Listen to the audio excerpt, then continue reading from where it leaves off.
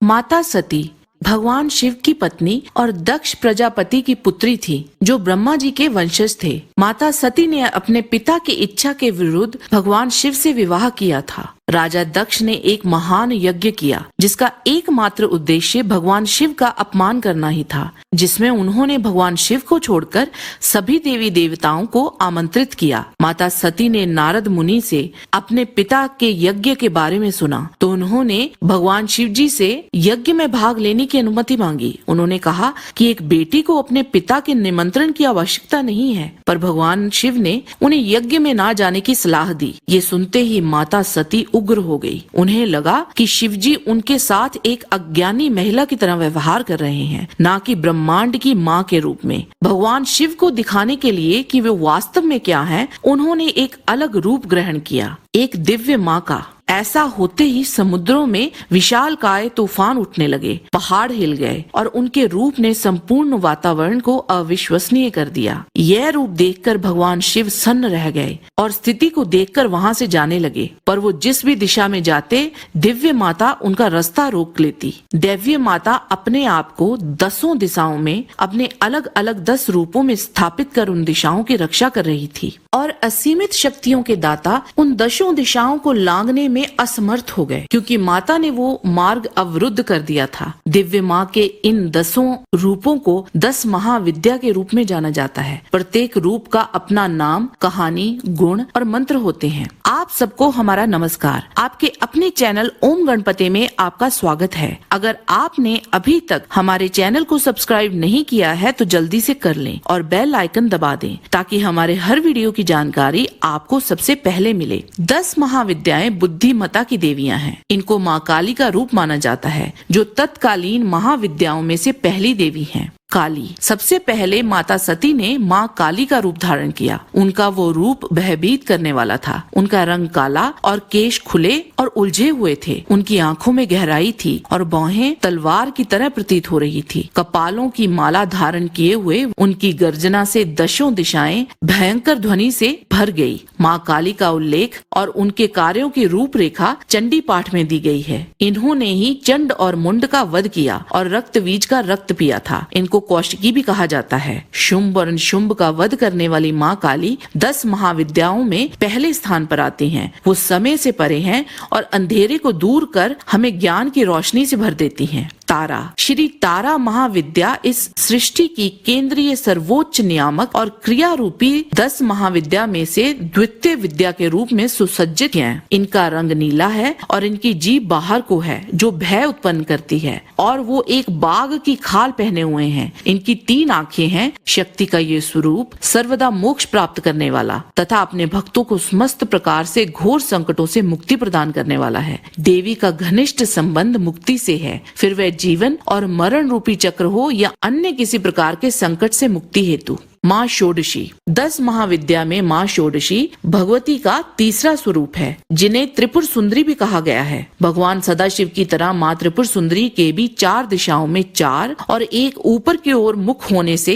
इन्हें तंत्र शास्त्रों में पंचवक्त्र अर्थात 5 मुखों वाली कहा गया है। माँ 16 कलाओं से संपूर्ण है, इसीलिए इनका नाम षोडशी भी है। इन्हें तंत्र में श्री विद्या की अधिष्ठायक देवी और श्री यंत्र अर्थात श्री चक्र सामग्री के नाम से भी जाना जाता है। षोडशी साधना सुख के साथ साथ मुक्ति के लिए भी की जाती है। त्रिपुर सुंदरी साधना शरीर, मन और भावनाओं को नियंत्रण करने की शक्ति को प्रदान करती है। माँ भुवनेश्वरी। माँ भुवनेश्वरी चौथी महाविद्या है। भुवन का अर्थ है ब्रह्मांड और ईश्वरी का अर्थ है शासक, इसीलिए वे ब्रह्मांड की शासक हैं। वह राज राजेश्वरी के रूप में भी जानी जाती हैं और ब्रह्मांड की रक्षा करती हैं। वह कई पहलुओं में त्रिपुर सुंदरी से संबंधित हैं। माँ भुवनेश्वरी को आदि शक्ति के रूप में जाना जाता है, यानी शक्ति के शुरुआती रूपों में से एक। देवी भुवनेश्वरी के सगुण रूप को देवी पार्वती के रूप में जाना जाता है। देवी 3 नेत्रों से युक्त त्रिनेत्रा हैं। उन्होंने अपने मस्तक पर अर्ध चंद्रमा धारण किया हुआ है। 4 भुजाओं से युक्त देवी भुवनेश्वरी अपनी 2 भुजाओं में पाश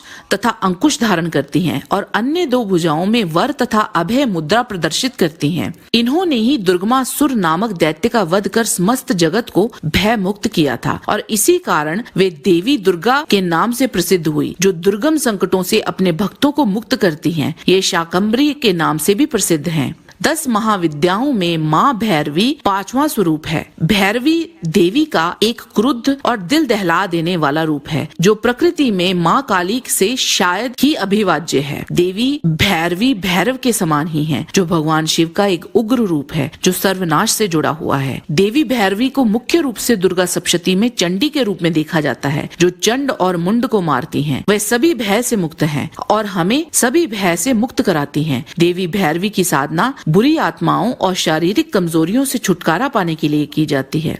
छिन्नमस्तिका 10 महाविद्या देवी का छठा स्वरूप है। उन्हें प्रचंड चंडिका के नाम से भी जाना जाता है। छिन्नमस्तिका देवी के हाथ में अपना ही कटा हुआ सिर है तथा दूसरे हाथ में कटार है। देवी छिन्नमस्ता की उत्पत्ति के बारे में कई कहानियां हैं और कई पुराणों में भी इनका अलग अलग उल्लेख है। और उनकी माने तो देवी ने कोई बड़ा और महान कार्य पूरा करने के लिए ही ये रूप धरा था। उनके स्वरूप को हम देखें तो वह एक हाथ में खड्ग और दूसरे हाथ में मस्तक धारण किए हुए हैं। अपने कटे हुए स्कंद से रक्त की जो धाराएं निकलती हैं, उनमें से एक को वो स्वयं पीती हैं और अन्य 2 धाराएं वे अपनी वर्णनी और शाकिनी नाम की 2 गणों को तृप्त कर रही हैं। शिव शक्ति के विपरीत रति आलिंगन पर आप स्थित हैं। छिन्नमस्तिका साधना अपने क्रूर भाव के कारण तांत्रिकों, योगियों और सब कुछ त्याग चुके महानुभावों तक ही सीमित है। आम लोगों के लिए इनकी उपासना खतरनाक है। हालांकि शत्रु का नाश करने के लिए छिन्नमस्तिका साधना की जाती है। माँ धूमावती 10 महाविद्या का 7वां स्वरूप है। विशेषताओं और प्रकृति में उनकी तुलना देवी अलक्ष्मी, देवी ज्येष्ठा और देवी नीरति के साथ की जाती है। ये तीनों देवियां नकारात्मक गुणों का अवतार हैं, लेकिन साथ ही साथ वर्ष के एक विशेष समय पर उनकी पूजा भी की जाती है। पुराणों के अनुसार एक बार माँ पार्वती को बहुत तेज भूख लगी हुई थी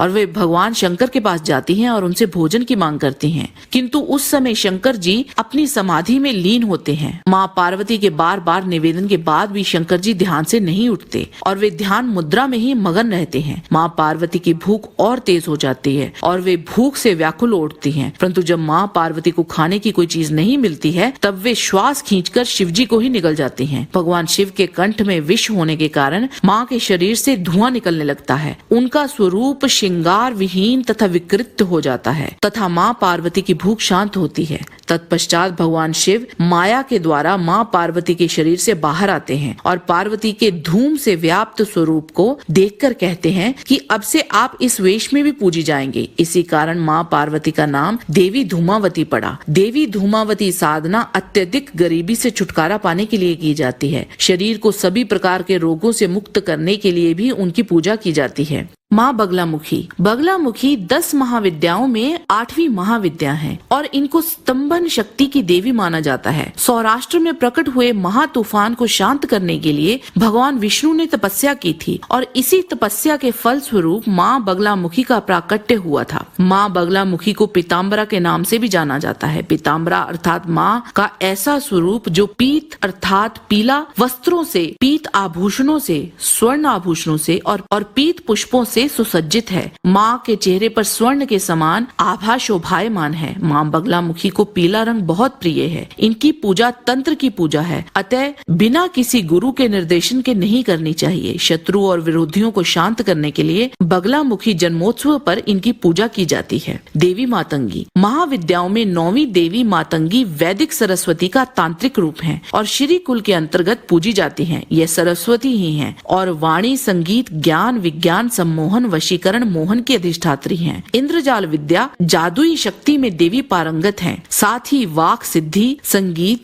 तथा अन्य ललित कलाओं में निपुण हैं। नाना सिद्ध विद्याओं से संबंधित हैं। देवी तंत्र विद्या में पारंगत हैं। ग्रंथों के अनुसार मातंग भगवान शिव का ही एक नाम है। इनकी आदि शक्ति देवी मातंगी है। देवी कमला 10 महाविद्याओं में 10वीं देवी है। देवी कमला को देवी का सबसे सर्वोच्च रूप माना जाता है, जो उनके सुंदर पहलू को पूर्णता दर्शाता है। उनकी न केवल देवी लक्ष्मी के साथ तुलना की जाती है, बल्कि उन्हें देवी लक्ष्मी के रूप में भी माना जाता है। उन्हें तांत्रिक लक्ष्मी के नाम से भी जाना जाता है। देवी का संबंध संपन्नता, सुख, समृद्धि, सौभाग्य और वंश विस्तार से है। स्वच्छता, पवित्रता, निर्मलता देवी को अति प्रिय है तथा देवी ऐसे स्थानों पर ही वास करती हैं। प्रकाश से देवी कमला का घनिष्ठ संबंध है। देवी उन्हीं स्थानों को अपना निवास बनाती हैं जहाँ अंधेरा ना हो। आज के वीडियो में बस इतना ही। जाने से पहले लाइक बटन जरूर दबा दीजिए और वीडियो अच्छा लगा है तो शेयर कीजिए। आपसे फिर मिलते हैं एक नए रोचक वीडियो के साथ। तब तक के लिए